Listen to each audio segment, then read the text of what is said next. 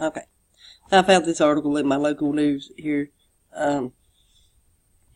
It's from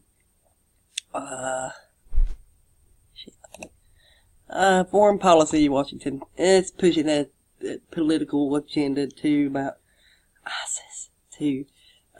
But it's true, I agree with some of it, not all of it. The urgency of art in a dangerous, rapidly changing world. It says art is not a luxury, not an adornment of civilization. It is a necessity. It is one of the central purposes of civilization. Artists lead in ways politicians, chief executives, or generals cannot. They enable us to explore the mysterious deep within us and all around us. They find the universal within the quotidian. I don't know if I said that right. And in what has never before been imagined. The links that bind us to one another in the most profound ways. I agree with all of that. As a consequence, culture, the product of all of the arts within a society, amplified and augmented and internalized by custom and social intercourse, is perhaps the most powerful force on the planet. Yes, and because culture, in all its myriad manifestations, from the food we eat to products of our genius to the myths and stories by which we identify who we are, is our system of beliefs come to life. That is why those who seek to break down or conquer societies often seek to destroy or steal their great works of art. Here's where it gets into the agenda pushing. These are seen as sources of power more formidable than armies. The Taliban blew up the ancient art of Afghanistan. The Islamic State did the same in Palmyra and across Syria and Iraq. Statues are toppled during revolutions. Art and artifacts that have become symbols of nations are seized or claimed almost as talismans that bring with them legitimacy or connections. But this shit, I don't know about the Taliban shit, but that I would have to say that too, yeah, that I would say they most likely did not destroy the originals. They destroyed copies of the originals, because the originals, that make them a lot of money on the black market. That's just my opinion. And it says, throughout history, political leaders have sought to use the power of culture to bind nations or win supporters to build bridges and hills. They do use that for culture creation, pushing society how they want it. These politicians, the elite, they use artists, not just artists, painters, musicians, or many forms of art, but they mainly use nowadays musicians and like actors and art, but the music, it can powerful, it's very powerful. Music is using it to push their agenda, and we see that in a lot of music nowadays. I'll put a link to this below. It goes into a bunch of other stuff.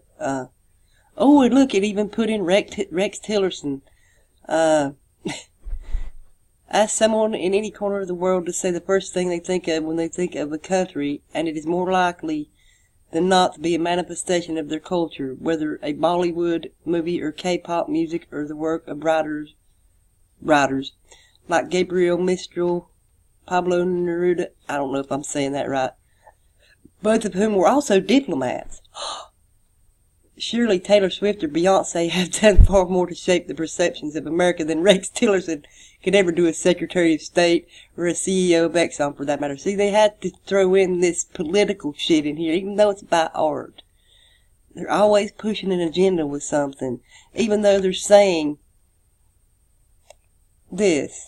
Artists lead in ways politicians, chief executives, or generals cannot. But yet here's the ISIS shit, and then down here, China, Rex Tillerson, Secretary of State, ex-CEO of Exxon, or see if there's any more here. Oh, and let's see, there was a question about, see, and it's a lot about China is investing heavily in culture and is home today to more major new art facilities built in the last 15 years than any other country in the world. See, they're really pushing China really hard here. China, they're communists, but they're good. They're our friend. Sure.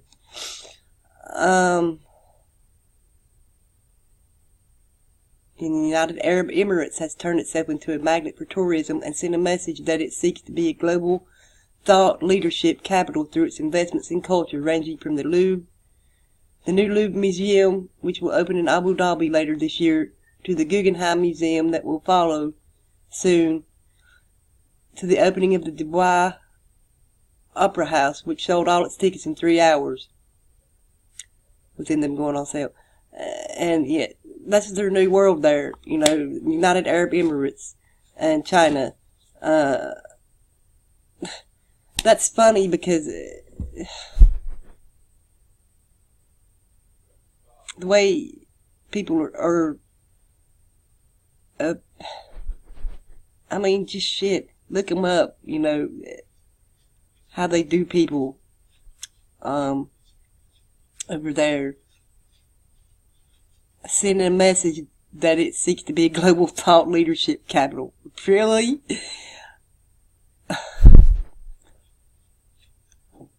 That's the new world, you know, that's the new world order there. You know, the Middle East, Asia. So, see, this, like I said, this was pushing the agenda, you know, as they always do. I mean, it may look,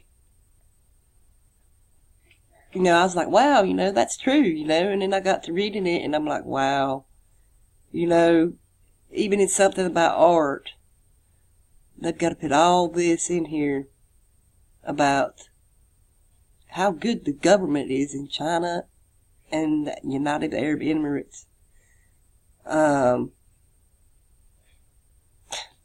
And they don't want to, governments don't want to, they're having a question, I think, where if the government should fund, you know, this stuff in schools, which they've been having trouble here funding the music program in schools.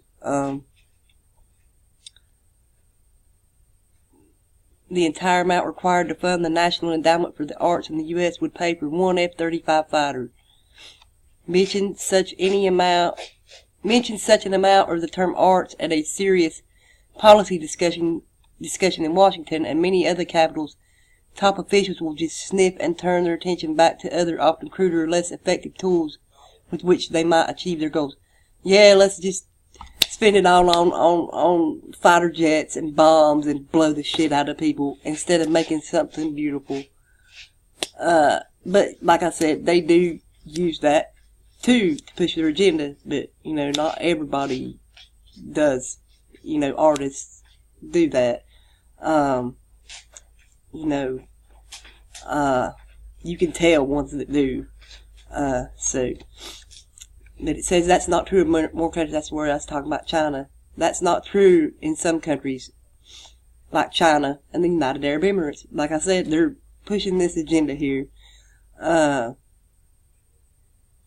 See, making them look, oh, they're nice, they're our friends. They love art.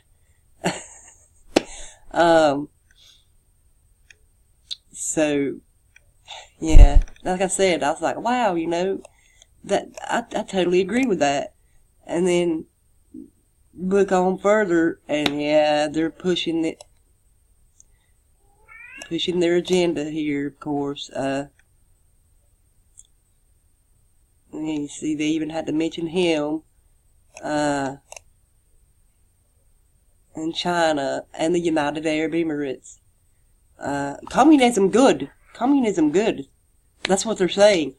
Communism not good. Communism bad. Which is laughable, you know, this is because if you know about communism,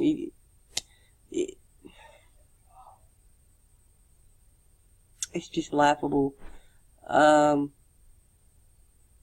Because communism, you know, if it's not approved by them, you're not going to make it. It's the way they like I said, they use it in propaganda.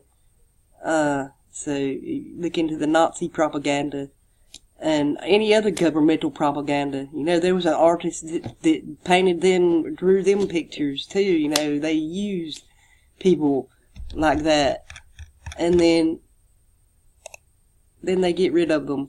You know, like for instance, John Lennon. You know, I know he was used to push their agendas, and then they got rid of him because he wasn't of any more use to them. That was just the first one off the top of my head there, but like I said, they use art to push, to mold the culture and society. And here in this article, they're pushing China and the United Arab Emirates. They're a friend to the artists. Go there. Let them come to your country. They love art. Anyway, you know, like I said, we've had trouble here, you know, getting them to even fund the music program in schools. So it's like it said, you know, artists lead in ways politicians, chief executives, or generals cannot. They enable us to explore the mysterious deep within us and all around us. All of that's true there. All of that's true there. But yet, then they go down here and push their political agendas. So, you know, okay, yeah, like I said, they just had to push this political agenda in here, you know, saying, fuck, where is it? That, right here. Debate rages about whether the arts are worthy of government support. You know, why they don't want to support it. It's because of this right here. Because they know that us artists see the world differently than they do. All they see is money, power. You're a number to them, you know. Whereas the artist sees so much more. Like, say you see a butterfly or something. I could sit out for all day and the